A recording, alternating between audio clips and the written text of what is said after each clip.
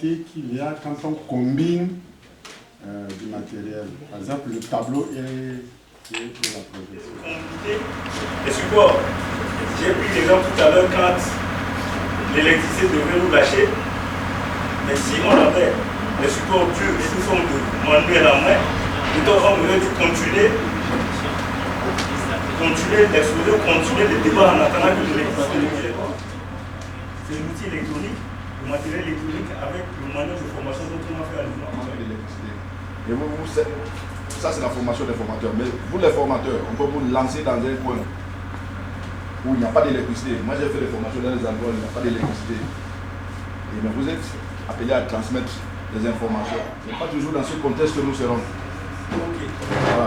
On va continuer à donner une réponse. Donc le tableau, en principe, on le retrouve un peu partout. Donc ça permet de faire un travail adapté au contexte qui s'impose au niveau rural. Et aussi, on pourrait aussi disponibiliser le manuel là, tout en sachant jouer son rôle de formateur, en combinant ces supports, je crois, on peut amener les participants à suivre ce cours. Daniel, tu m'as vraiment rafraîchi la mémoire. Je crois, hein, si on doit combiner le support, le tableau, c'est pour transmettre les connaissances. Donc ici, il faut que je vous le précise. Vous êtes les formateurs, nous prenons le temps de vous inculquer avec les notions de support pédagogique, les méthodes et les outils, parce que vous êtes des formateurs. Mais quand vous allez former, ce n'est pas la même formation là que vous allez donner. Il faudra réfléchir, tenir compte du contexte. Vous verrez que la formation de NDRT va prendre 80 ou 70% de pratique. Alors que la vôtre, vous voyez que depuis 3 jours, nous insistons sur la pédagogie, comment faire passer le message. Donc, il faut donc qu'on essaie de faire la différence, qu'on ne confonde pas notre formation que nous sommes en train de faire en ce moment, pour dire que c'est la même formation que nous irons faire au NDRT. Nous sommes en train de former les formateurs. C'est écrit derrière votre t-shirt, formateur. Donc, c'est pour ça qu'on va insister là-dessus. Essayons de réfléchir. Qu'est-ce qu'on va donner? Ça, c'est pour vous ramener déjà dans les thèmes que nous avons distribués. Dans ces thèmes-là, vous n'allez pas commencer à dire connaissance, mouvement Croix-Rouge, méthode pédagogique, voilà, support pédagogique. Non, non, ça vous gardez tout pour vous. Mais c'est à vous maintenant de réfléchir. Peut-être pour faire passer le message sur la connaissance du mouvement Croix-Rouge, pour que les gens comprennent rapidement. Je prends les images, je les colle au mur, je viens, je passe, je dis bon voilà. Vous voyez ce symbole, c'est la Croix-Rouge. Vous verrez que les gars vont retenir rapidement. Mais si vous venez avec les polycopes pour distribuer, les gars vont fuir le premier jour, mais ils vont dire attends, c'est pas ça qui nous intéresse. Nous on veut vraiment aller sur le vif du sujet. Vous avez compris? C'est bon? En mesure de commander, de s'exprimer, de le faire. D'accord? Oui. L'autonomie. C'est moi le rapporteur. Notre sujet est la connaissance du mouvement. Qui dit connaissance du mouvement, pensez directement au mouvement de la Croix-Rouge.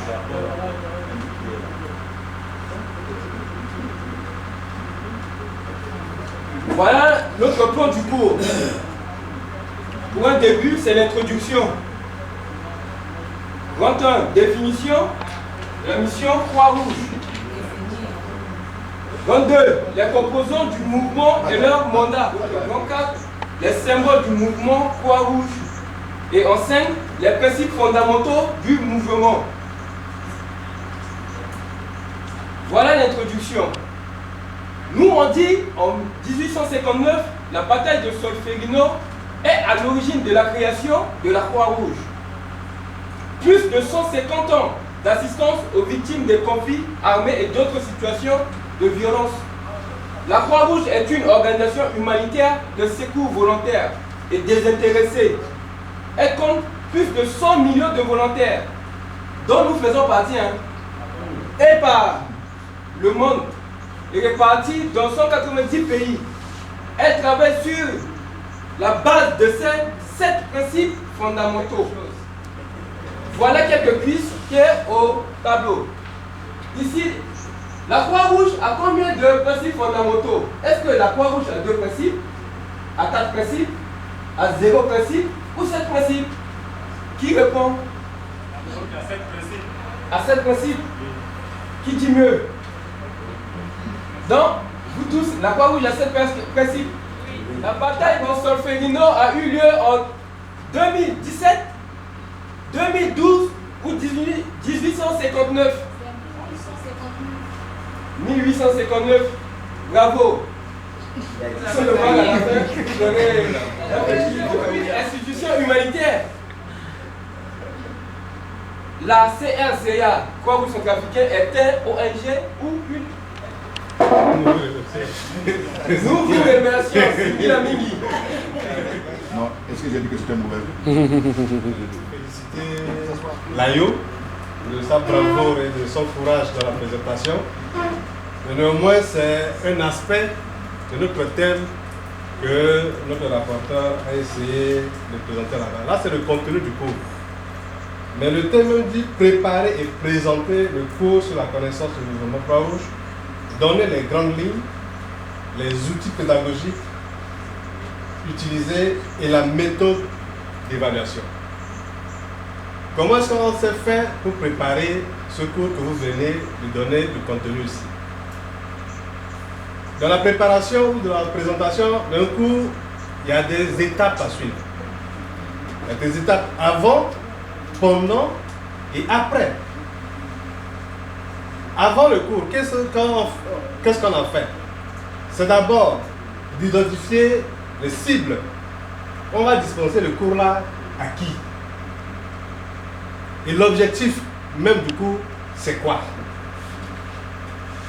Et maintenant, nous devons, par rapport à ce que nous avons énuméré, c'est de faire des recherches documentaires pour appuyer ce que nous allons présenter. Si on est mal préparé, devant le public, on ne saura quoi dire. C'est-à-dire les connaissances nécessaires, ça va nous manquer. Comme tout à l'heure, le Dieu avait souligné ici, si dans la salle, il y a quelqu'un qui connaît mieux que toi, comment est-ce que tu vas faire? Et de présenter le plan du cours. On va commencer par ça, par ça. Sinon, les commentaires que vous devez s'en suivre, c'est par grand titre. Par exemple, si on présente l'introduction, avant de nous présenter ce que le groupe a ébauché, le présentateur devait, n'est-ce pas, parler d'une manière sommaire sur l'ensemble, afin de pouvoir présenter maintenant ce qu'ils ont. Comme il a présenté, aussitôt il fait la lecture, donc on est en train de ça, il faut qu'on comprenne ça. Et par rapport à la mission, par exemple, définir la mission de la Croix, aussitôt on pourrait voir maintenant, parler d'abord et maintenant faire sortir les grandes lignes comme mission. On voit qu'il y a aussi des détails qui peuvent vraiment amener à faire endormir les participants. Sont sur le plan. Et je vais demander au présentateur de remonter un peu. Un formateur, c'est celui qui doit connaître le chapitre. Parce que je dis ça, je fais allusion à l'attitude. Par rapport à l'attitude, c'est savoir-être.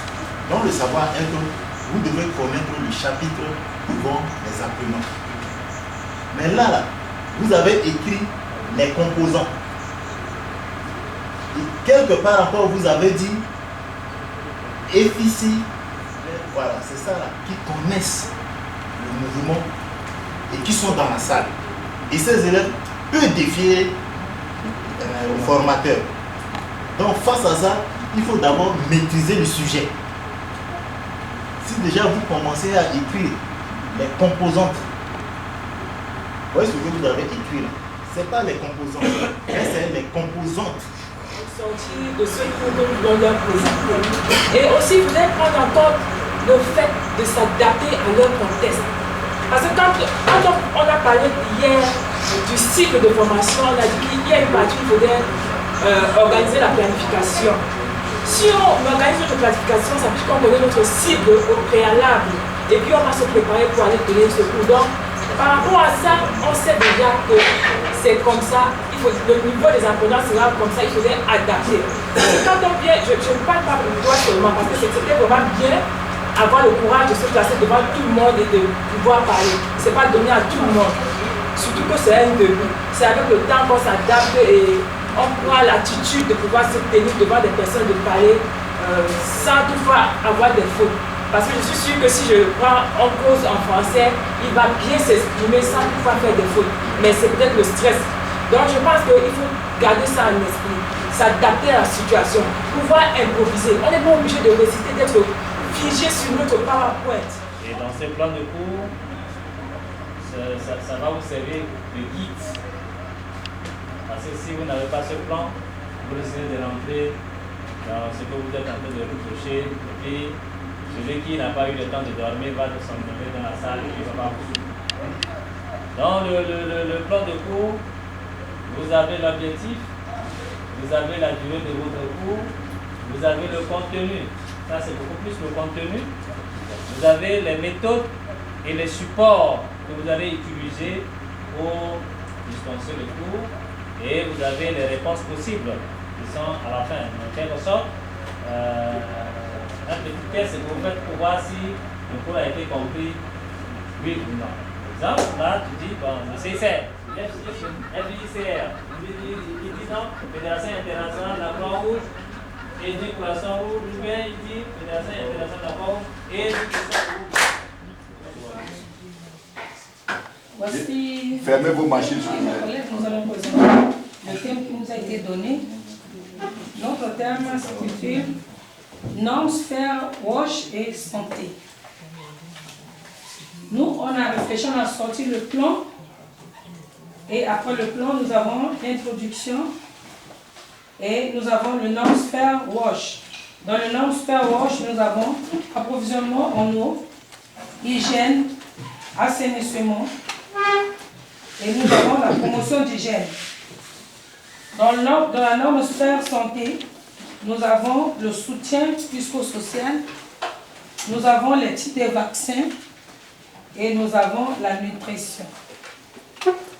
Nous avons des détails qu'on a sortis, mais qu'on n'a pas eu le temps de mettre ça sur papier. Je laisse la place à mon collègue de commenter. Bonjour. Comme venait de dire notre collègue, le thème soumis à notre étude, c'est les normes sphères, roche et santé.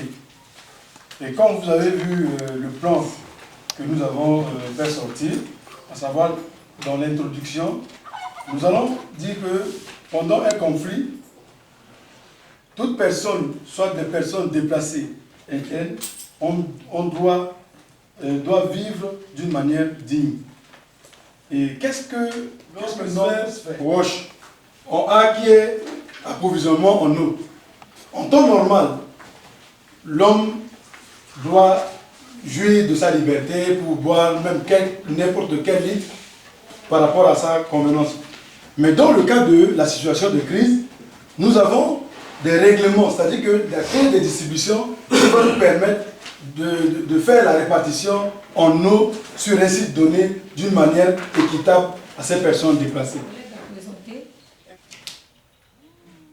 Le facilitateur nous a demandé d'arrêter, donc on s'arrête là. Bonsoir. Oh, chers collaborateurs, pourquoi vous êtes si triste comme ça? Vous êtes fatigué? Levez-vous un peu. En arrière. Ça va? Soyez bien. La redevabilité et engagement de la communauté. Nous allons essayer avec vous ensemble de voir selon la définition de redevabilité, engagement, communauté. Et le reste, nous allons travailler ensemble avec vous. Nous aurons à la fin un sujet que nous allons travailler ensemble, nous allons discuter ensemble avec vous. Ensemble, nous allons faire sortir des idées. Définition, redevabilité, c'est être responsable de qualité de nos programmes et de nos comportements vis-à-vis des communautés et des personnes affectées par la crise. Cette communauté. Ça veut dire quoi? Et également, on a parlé d'engagement. Un engagement, c'est une prise de position. C'est une prise de position face à une situation donnée. La communauté, c'est un ensemble des personnes vivant ensemble dans un même village, ayant les mêmes valeurs culturelles. Ok. De là maintenant, nous allons ensemble avec vous, en tant qu'experts, qu'est-ce qui fait que cette communauté-là, où les personnes affectées-là n'acceptent, ne nous acceptent pas? Notre thème, c'est la politique du gouvernement en matière de gestion des catastrophes et le rôle de la société nationale. Premièrement, on va d'abord introduire, et en second lieu, on va essayer de savoir qu'est-ce que la politique du gouvernement, avant de voir comment le gouvernement peut réagir par rapport à la gestion des catastrophes. Troisièmement, on va essayer de voir quel est le rôle de la société nationale par rapport à la gestion des catastrophes, bien sûr. Et dans les sous-parties, on va essayer de, avant les catastrophes, pendant les catastrophes, après les catastrophes, et maintenant on va conclure par la fin. Je vais laisser le temps à mon collègue de détailler les sous-parties. Bien d'après tendiso iga isinati bakata lazo amene ngwiso sumute papika popota keda na yi tera amu kete ngori tera na isopande nando chimene mama tena so sinale tera I bani donc ensuite akiba tenege égalité ya kuse I fatereti la kama kusala ti na yeso silimbi tena sara yiri tiba ke bikombe Gérard Jedas alias Jekoko donc dit ça c'est wakilinga karambi itati misa de diso eritula ke Bonda Jeff donc ensuite tena mama tena ti akesowa nyela singoribia alimbi tena sara kamba ti kusala ti zo okoko ke tongaranye et bon petit kulusu ti bemba nyela siga lo limbi ti tena lo sara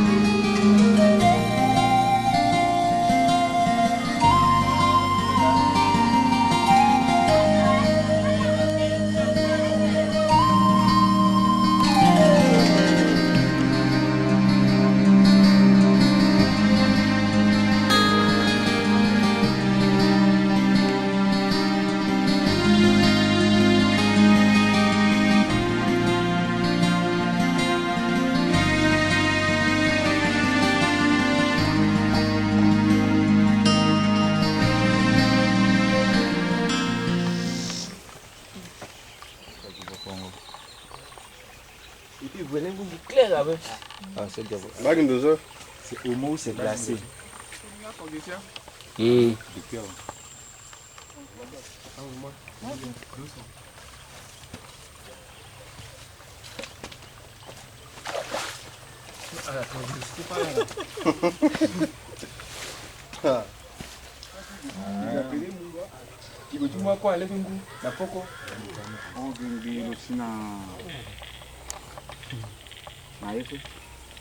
Voilà.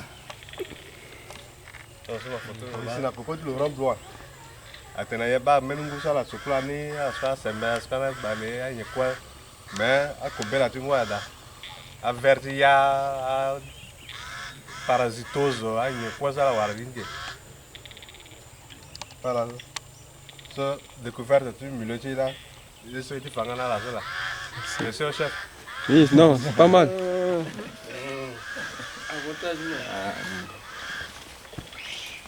Merci.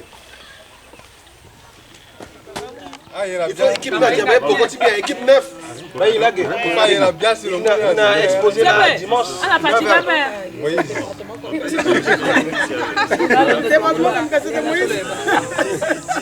Mais elle est bien ça, elle est dit.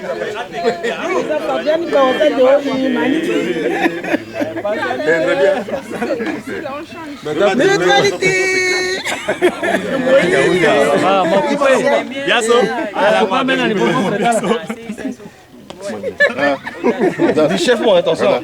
Voilà. Il est quand même bien conscient.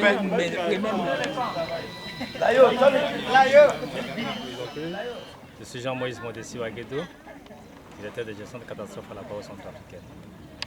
Vous retrouvez aujourd'hui sur le terrain avec vos volontaires. Est-ce que vous pouvez nous définir quel type d'activité vous venez faire ici?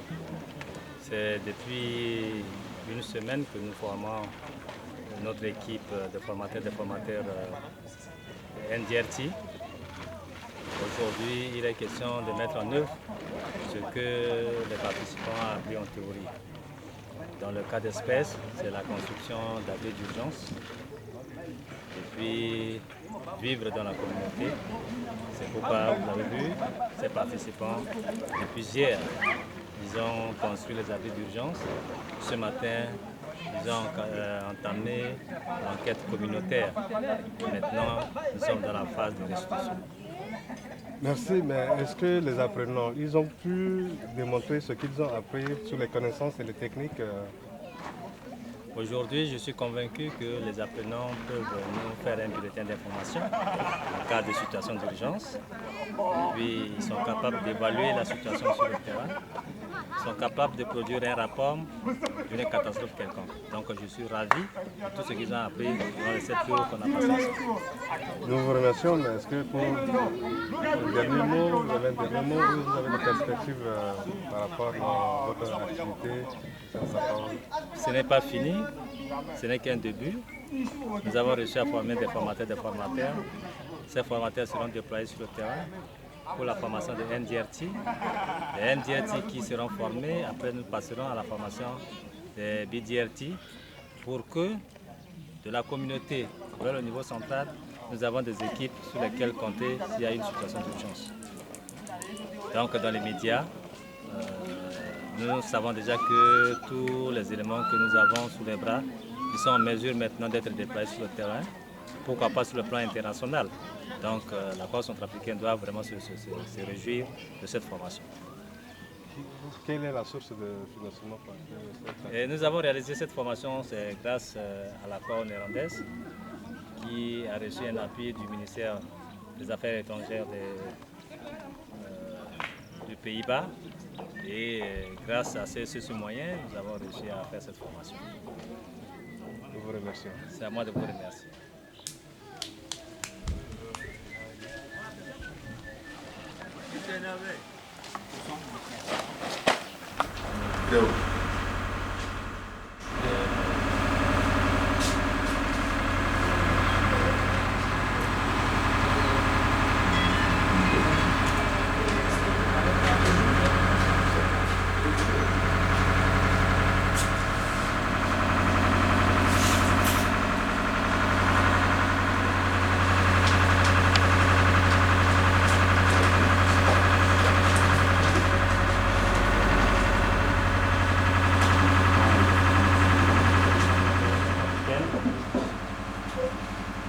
Monsieur le représentant pays de la Fédération internationale des sociétés de la Croix-Rouge et du Poisson-Rouge, Monsieur le trésorier général de la Croix centrafricaine, Monsieur le représentant de la Croix néerlandaise, Monsieur le facilitateur,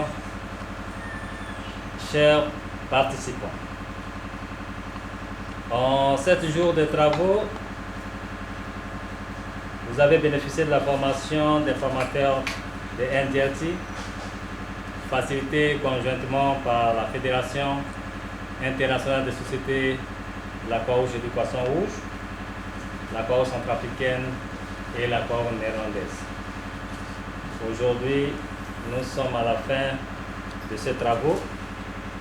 C'est l'occasion pour les personnalités de toucher du doigt le résultat du travail que vous avez atteint durant les 7 jours que nous avons passés ensemble. Mais avant cela, nous allons inviter tous nos hôtes à suivre en bref le résultat du travail qui a été fait. Ceci dit, nous allons demander aux rapporteurs de ces 3 groupes pour nous faire la restitution synthèse de ce qui a été fait et qui sera suivi de recommandations et des motions de remerciement, et la parole reviendra aux autres pour la clôture de notre cérémonie. Ceci dit, j'invite le rapporteur du groupe 1 pour la synthèse des travaux. Tout à l'heure, comme exercice de synthèse, il a été demandé à l'équipe numéro 1 de répondre à ces questions. C'est une communauté et ce village-là s'approche de la saison des pluies. On demande alors aux responsables de gestion de catastrophes quel genre d'action il doit entreprendre avant l'arrivée de la saison des pluies. Et on a donné comme exemple que son équipe n'a pas été remplacée ou renouvelée, voilà cela 3 ans. Sur la base de votre formation, déterminez le plan de renforcement des capacités en donnant des étapes pour chaque action. Et enfin, en référence à des informations récoltées lors de la descente de terrain, complétez le tableau avec des chiffres et des statistiques. Voilà en résumé ce que l'équipe numéro 1 a fait. Tenant compte du contexte de ce village-là, où on a dit souvent les pluies amènent à une situation d'inondation ou de vent violent, comme type de catastrophe à prévoir. Aussi, comme action à entreprendre, il y a d'abord la communication. La communication, que nous savons, est un outil nécessaire et indispensable dans chaque branche locale du comité de Croix-Rouge. Il existe des services gérés par les responsables de gestion des situations de catastrophes. Nous les appelons généralement DIEM. Ce dernier, ensemble avec le président de la cellule locale, ensuite, la communication en externe voudrait que ne peut pas prendre les décisions seules des autorités locales, leur proposer et les avertir qu'en prévision du retour des pluies pour ces types de catastrophes. Revenons maintenant au niveau de leader de ces activités. Il doit penser à renforcer les capacités, ne pas passer du jour au lendemain pour aller former. C'est comme ça que tout commence par la phase de conception. La préparation de la formation à travers l'agenda. Y a-t-il un coût lié à cette formation? On identifie les facilitateurs on prépare la logistique, le responsable de gestion de catastrophe va beaucoup plus insister. Ce seraient les simulations, ce seraient les jeux de rôle, ce seraient les autres pratiques, puisque lorsque les catastrophes, les situations de catastrophe arrivent, l'heure n'est plus au discours. Ce serait de voir les volontaires sur le terrain avec les équipements au chevet des victimes et de rendre compte, donc d'évaluer et de rendre compte à sa hiérarchie. Comme c'était un exercice qui nous était demandé à l'exemple de ce que nous avons vu sur le terrain vers Zila, on nous a donné un tableau avec des pourcentages et c'était un exercice de déterminer selon les normes sphères combien de types de nombre de latrines cette population des Zila 1 là elle doit avoir dans son aire. Et nous nous référons à la formation et nous nous sommes dit c'est 12 latrines qu'il faut construire et on a prévu les matériaux. On a prévu les matériaux de construction et voilà. On était arrêté à ce niveau. Je passe la parole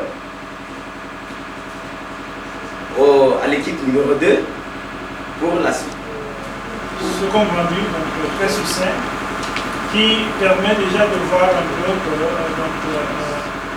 les préparatifs sont très importants et donc la formation, l'identification justement de ceux-là qui vont être en action, la planification en amont.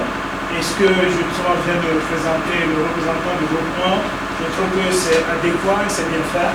Et il y a un facteur important qu'il ne faut pas oublier, c'est la communication. Cette communication, c'est un élément très important de la préparation parce que d'un village à l'autre, d'une maison à l'autre, comment faire pour peut-être passer le message pour que le membre de l'équipe soit aussi à même d'être prêt et d'entrer vraiment en contact avec vous pour que l'action se fasse en temps de vie. Sinon, j'apprécie ce qu'on m'a rendu et c'est bien fait. Merci. Bonjour à tout le monde. Bonjour. Voici le résultat du travail du groupe 2. Concernant ce qui a été dit et suite à l'exercice qu'a fait le groupe 3, je vais lire les énoncés et puis ce que le groupe 3 a réalisé comme réponse.